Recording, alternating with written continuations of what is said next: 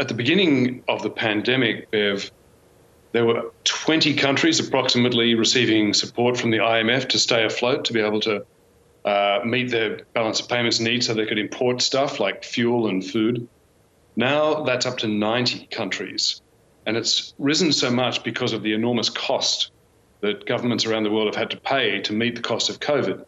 Their health systems, plus the economic shutdowns that have been involved with all the lockdowns. So according to the World Bank, about 60% of all the low-income countries on the planet are now either in a state of debt distress where they're really struggling to pay their debts back already to meet their interest payments, or they're at high risk. That's most of the low-income countries on the planet. So, yes, the IMF warned on the weekend that Sri Lanka was, quote, a warning sign to other countries with high debt and not much room to move. In other words, not much room to borrow more money to cover their positions. Another factor that you've written about, Peter, is that Sri Lanka went to China, which has become the bank of choice for many nations, to manage this crisis, but the money's run out and they really now don't have anywhere to turn. Is this too the tip of the iceberg that China has become the debtor of choice? Well, that's right. It was sometimes referred to as the developing world's ATM, where they could just go and get some cash. And for, the last decade or more, China has loaned much more money to poor countries than the developed world has. So there's a group of rich country financiers called the Paris Club. It's 22 countries, which include all the obvious developed countries, including the US, Japan, Australia.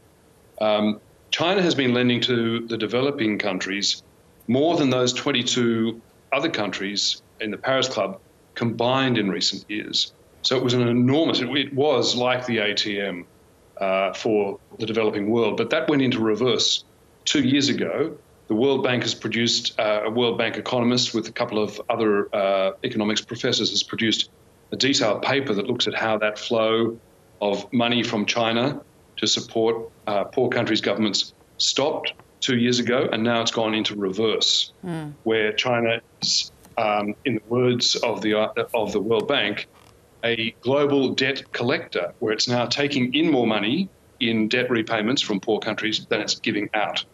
So that's looking like a pretty hard ask now for developing countries that want to go back to the ATM and take out some more cash. And, that Paris Club that you talk of over the years has forgiven a lot of debt. There's no sign that China's going to do the same, is there?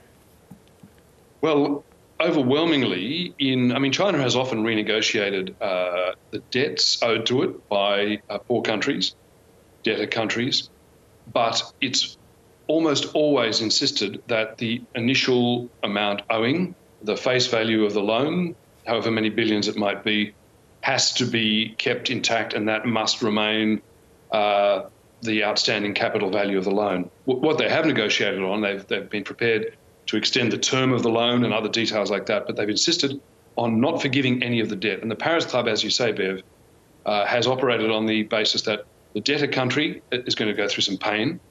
They can't meet their payments, and they're dealing with the IMF. But the Paris Club lending countries, they all accept that they have to take a haircut as well. That's a general principle that's been in place for the last nearly 20 years, whereas the Chinese government has yet, or the Chinese official banks, have yet to come to that position. So as a general rule, they will not accept any cut, or they won't take a haircut. They won't allow countries to write down the value of the outstanding debt. Yeah. What we're also seeing in figures coming out on China's economy is that their very strict COVID policy has put a stranglehold on it, and it's in itself becoming quite a dangerous proposition.